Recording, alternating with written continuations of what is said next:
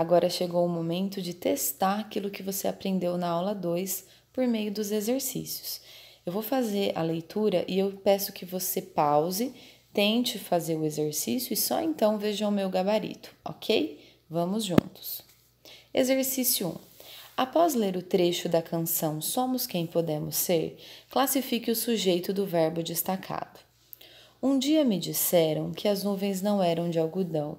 Um dia me disseram que os ventos às vezes erram a direção. Pessoal, atenção!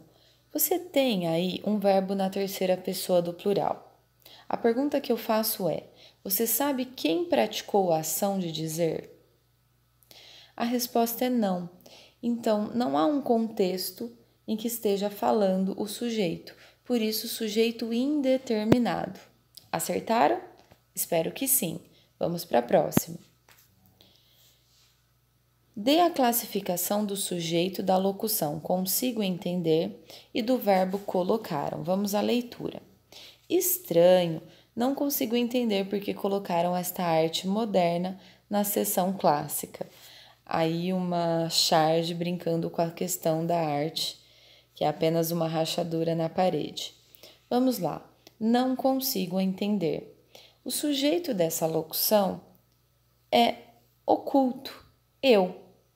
E quando fala porque colocaram essa arte moderna, não fica claro quem colocou. Então é o uso do sujeito indeterminado da regrinha do verbo da terceira pessoa. Então o gabarito é: primeiro, sujeito oculto eu, e o segundo, sujeito indeterminado. Tranquilo? 3. As duas frases apresentam o mesmo tipo de sujeito? Explique. Frase 1. Existe esperança. Frase 2. Há esperança. Não apresentam o mesmo tipo de sujeito. Olha só.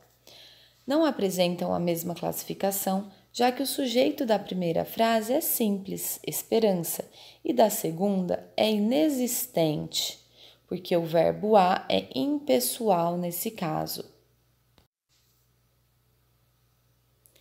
3. As duas frases apresentam o mesmo tipo de sujeito? Explique. Primeira frase, existe esperança. Segunda, há esperança. Não apresentam o mesmo tipo de sujeito. No primeiro é sujeito simples, esperança. Já no segundo exemplo é o verbo haver que está com o sentido de existir, mas ele é impessoal. Então, oração sem sujeito ou sujeito inexistente. 4. Em uma imobiliária havia as seguintes placas. Primeira, alugam-se casas. Segunda, precisa-se de corretores. Considerando que as frases estão gramaticalmente corretas, por que o primeiro verbo está no plural e o segundo não?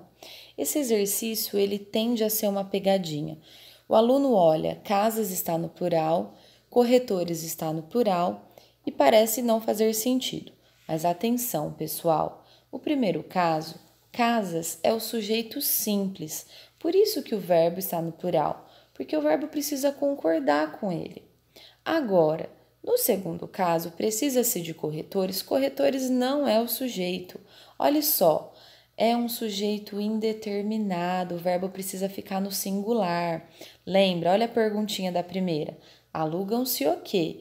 E olha a perguntinha da segunda, precisa-se de quê? Então, primeiro caso, sujeito simples. Segundo caso, sujeito indeterminado, ok? Bom, pessoal, espero que vocês tenham acertado os exercícios. Vamos aguardando a terceira aula. Tudo de bom para vocês. Um abraço da professora aqui.